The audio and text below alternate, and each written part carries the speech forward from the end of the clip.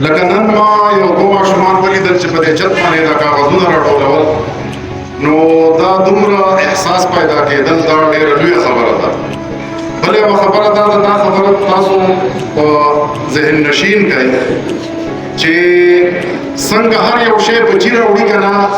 ځناور بچي راوړي، انسان بچي راوړي، دغه شانتې یو اکټ نه دی، یو ښه اکټ هم چې کوم دی بچي راوړي. نو خبره داسې ده، زه تاسو ته یو ځل بیا وایم، ستاسو توجه پکار ده، زه یو ځل تاسو ته بیا وایم چې دا ماحول صفا ساتل دا یو آغاز دی. ګوره تا خپل ماحول کې لکه ته دغه شوې سویپر شوې او یا چې کوم دی دا کاغذونه راټولې او ته وایې چې یاره زما دا ماحول دی صفای، نو دا یو آغاز دی. ګوره د دې نه پس په چې کوم دی یو بل څیز دی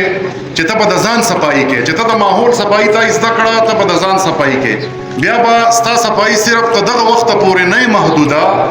بلکې بیا به چې کوم دی خپل اندرون خپل باطن به هم صفا کې. هغه به د نفرت نه صفا کې، هغه به د جهالت نه صفا کې، هغه به د تکبر نه صفا کې،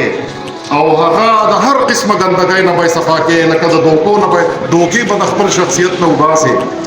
نو دا ډېره لویه خبره ده او دا ډېره زیاته د خوشحالۍ خبره ده. او بله یوه خبره دا ده که نه چې کله څوک راشي نو ستا د دې شخصیت پته به ورته لګي،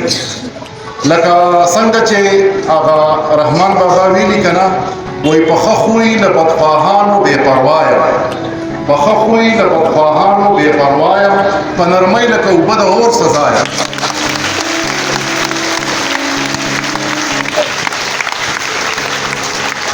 و هر چا ته په خپل شکل څرګندېږم، و هر چا ته په خپل شکل څرګندېږم، آینه غوندې بې رویه بې ریا یم. او بله یوه خبره دا تر ټولو نه اهم خبره دا ده چې ستاسو دپاره کوم چې لکه مطلب دا دی چې څوک راشي نو ستاسو د دې صفایي پسندۍ او ستاسو د دې خپل باطن صفایي چې کوم ده د هغې به خلک چې کوم دی نو په هغوی به بوی ورځي. نو د هغې دپاره رحمان بابا وایم په دې سلسله کې چې د غونچې په څېر په سل جبو خاموش یم،